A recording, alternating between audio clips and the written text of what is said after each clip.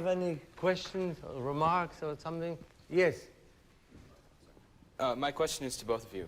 I'd like to ask what you think are the most important aspects of Beethoven's sonatas in general, as opposed to other sonatas. This is a very difficult thing. I mean, I don't think you can, frankly, I don't think you can answer that question. Music is not about pointing out different elements. Music, a work of music, is about integrating all the elements. If you are able to say, this is a very rhythmical thing, this is a very emotional part, this is a very technical part, this is a very atmospheric part, you are not making music. You are only maybe producing some, could be also very interesting and very beautiful sounds.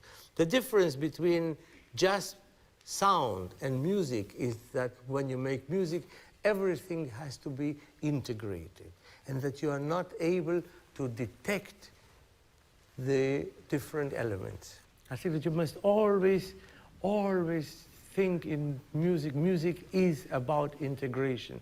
This is why it is such a sad fact that there is no music education in the schools, because a child that learns from early on to really make music learns about integration, learns about how all the different elements are connected. He learns about the fact that there is no independent element, that tempo is not an independent element, that expression is not an independent element, that everything is constantly and permanently connected.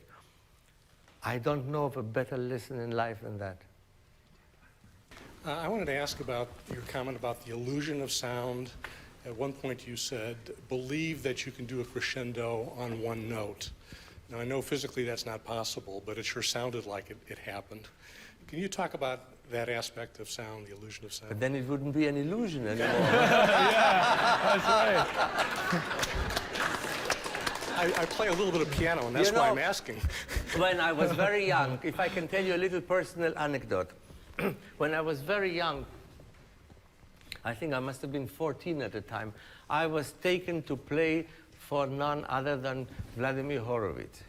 And I was very unhappy about the fact, because since my childhood, I had been the greatest Rubinstein fan. And Rubinstein knew my parents since the time my mother was pregnant with me. And so since the day I came into this world, this was it for me, you know, and to go and see Horowitz was, you know. So I went already, you know, in a negative frame of mind. And I was 14 and probably very childish, even more so than now. And I played for him. And he said some nice things, and he said some critical things. And at the end of the afternoon, he said something which I have never forgotten. He says, you know, you must always have will. I thought, what, will job? No, will, of course.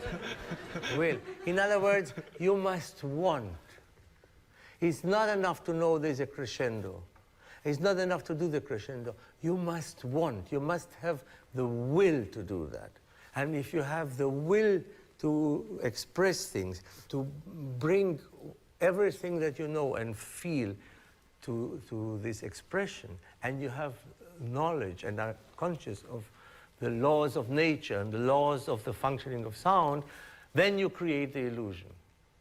I can explain that this has to be the crescendo and this has to be because of the harmony and because of the rhythm for thousands of reasons. I can really explain Russia, but I cannot teach to him the level of intensity of his relationship with the music. How much he will want to. Will he be able to forget at the moment of the crescendo that he had a fight with his girlfriend, or that his mother didn't bring him the groceries, or that? Will he be able to make complete, forget all of that, and have a absolutely burning intensity for the crescendo? This you cannot teach, and this is why you cannot teach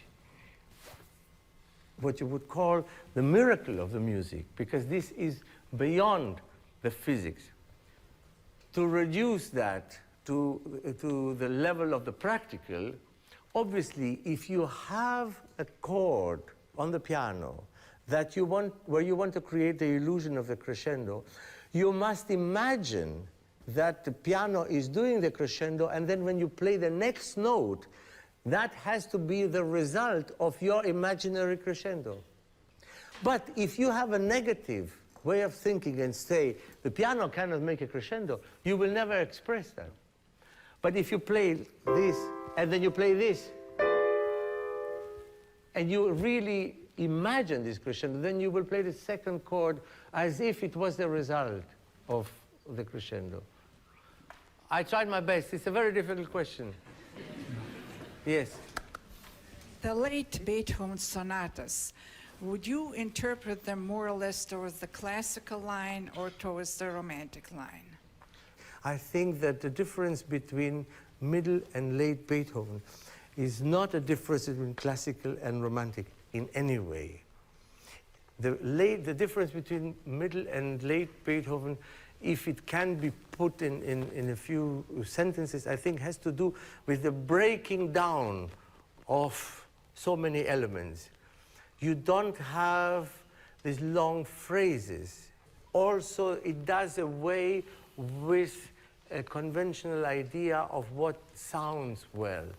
If you look carefully, I think you will find that late Beethoven very often ignores the middle register of the piano. It's always like this.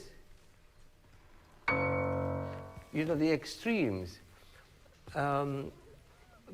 Late style in Beethoven does away with the theory that one mellows with age.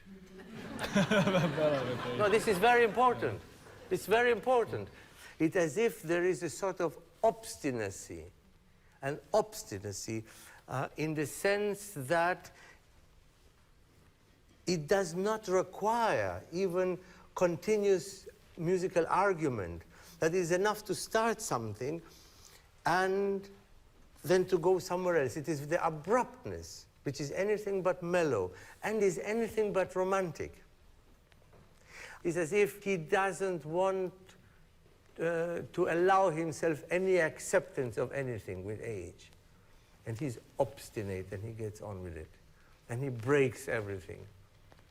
Of course, you have moments of great serenity, like in the last movement of Opus 111, or the last movement of Opus 109. For instance, in the Arioso of 110, in the last movement, you know,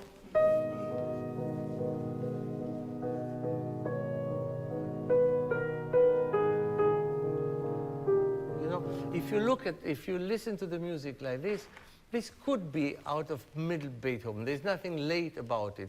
But because of the content that it comes in it, I would play that much less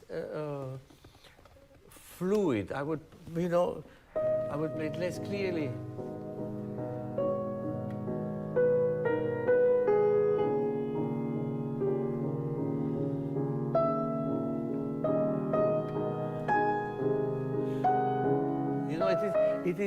It is more broken, even within the long line. It is more broken in the feeling of it, and you get this very extreme, abrupt changes of dynamics, of register, of mood in late Beethoven. Sorry, that's the best I can do.